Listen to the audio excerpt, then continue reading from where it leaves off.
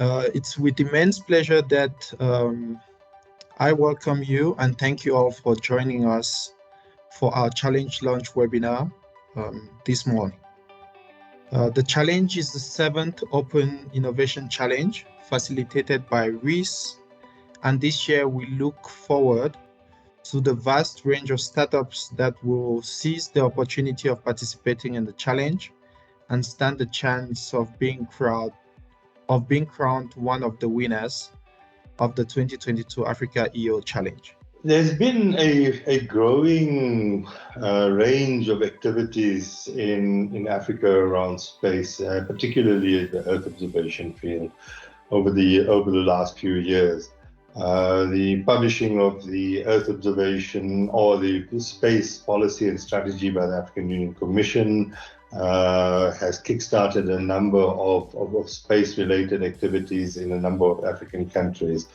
Large programs like Digital Earth Africa, GMES in Africa, and even before then, the Survey program at RCMRD and a number of programs that have been run by other institutions have really pushed the boundaries and inclusion of African participants in the space efforts globally. AfriGeo being one of those as well. There's also been a growing investment culture in the African continent. And the Africa Earth Observation Challenge seeks to leverage both this growing space activity and the investment opportunity to drive entrepreneurial activity in the African space sector, particularly in the geospatial and Earth observation field, and to use this as a vector to use Earth observations as a vector for addressing some of the challenges that we have. The programs that I've mentioned before all have one thing in common, or all have a very common denominator there, in that they all see that the SMME sector, particularly geospatial SMME sector in Africa, is going to be a huge contributor to the development and use of space for developmental purposes. It's with this in mind that the Innovation Challenge, Open Innovation Challenge around Earth observations was established in 2016, initially as a very small focused challenge based in South Africa and maybe only in a couple of provinces in South Africa, and has grown in terms of partners over the years for us to be able to host this 2022 challenge, which involves 18 partners influential in their own spheres and more generally on the continent in Earth observation. RIS, the Research Institute for Innovation and Sustainability, where I come from, has been hosting this innovation challenge, and are really glad to have the range of partners that we have in this year's challenge, and you'll be hearing more from them a little bit later on. So what is the 2022 challenge, Africa Earth Observation Challenge, about? It's aimed at African-based organizations in the early funding stage of their journey, who are applying Earth observations either in the development of Earth observations or in the use of Earth observations for their businesses. Those are the types of companies that we're looking for and looking to attract to submit proposals to this challenge. What is on offer for these companies for taking the time and effort, very valuable time and effort to participate in this challenge? A number of prizes available, ranging from online incubation and mentorship programs to technical support and access to data, to marketing opportunities, as well as some cash prizes as well. The challenge was actually launched on the 8th of August 2022, and hopefully most of you were able to pick up on the media and marketing of the challenge and were able to visit the website as well. It will be closing, the first phase of the challenge will be closing on the 19th of September, when we're expecting submissions.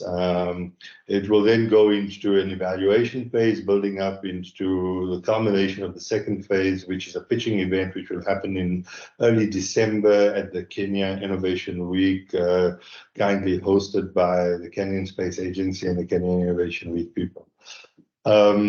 The challenge itself, the submission process is, and a lot more information that than I would give on in this presentation, is available from the challenge website, eochallenge.africa, where you also are able to complete an online submission form that will allow you to outline the requirements for submission in this challenge.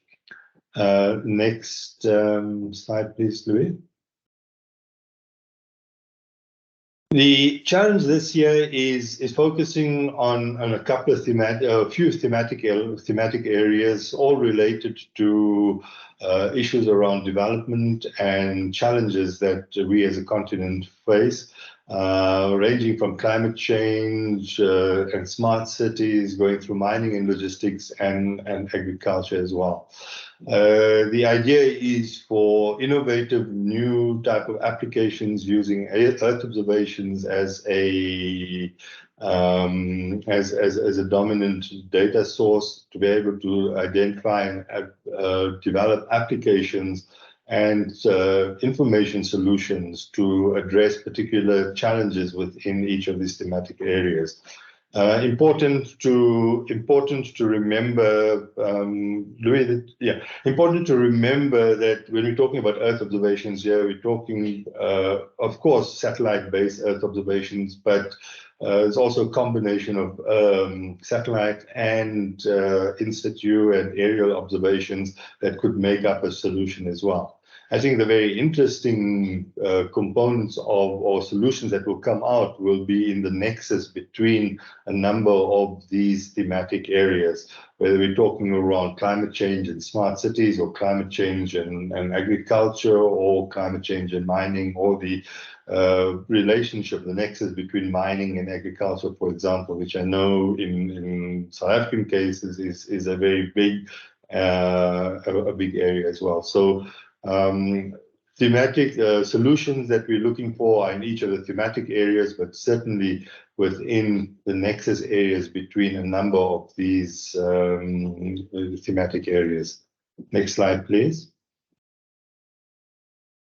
So who can apply? As I indicated earlier, the challenge is open to Africa-based organizations that are using Earth observations, or are producing Earth observations, or using Earth observations in their business processes to be able to improve the way they do business, improve efficiencies, or provide innovative new products and services. We're looking typically for submissions from businesses that are at seed stage or early development stage. So we're looking at technology readiness levels of 8 or 9, or business readiness levels of 1, 2, and 3. I think the definitions of these technology readiness levels and business readiness levels is also available on the EO Challenge website. Next slide, please, Louis. So what are we providing, or what are we giving to potential winners of the challenge? There's a number of prizes, as you can see from the screen, ranging from data packages that are being provided by Maxa and Amazon Web Services, credits, looking at potential financial support in terms of cash prizes and potential investment deals by Enza Capital after the final incubation phase. There's an incubation and mentorship phase provided by Genspace, Digital Earth Africa, Esri, Amazon Web Services, as well as the South African Innovation Summit. the Kenya Innovation Week and participation in the Kenya Innovation Week, a whole range of opportunities to market your products and services and your companies, technical support by a range of partners participating in this challenge. There's a services support intellectual property course that you would be able to go through, and technology subscriptions and a range of packages from Esri and other service providers. We'll hear more about these as the partners come on board and in the next part of this of this morning's proceedings. Next slide, please, Louis.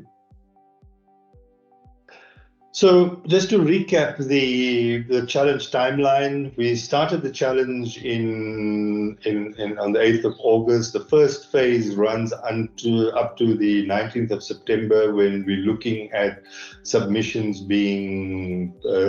coming through into the challenge through the challenge website.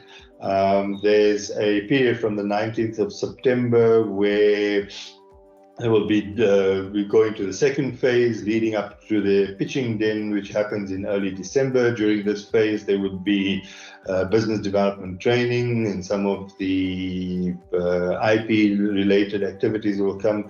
But the finalists will also start engaging with the various partners to sharpen their pitches.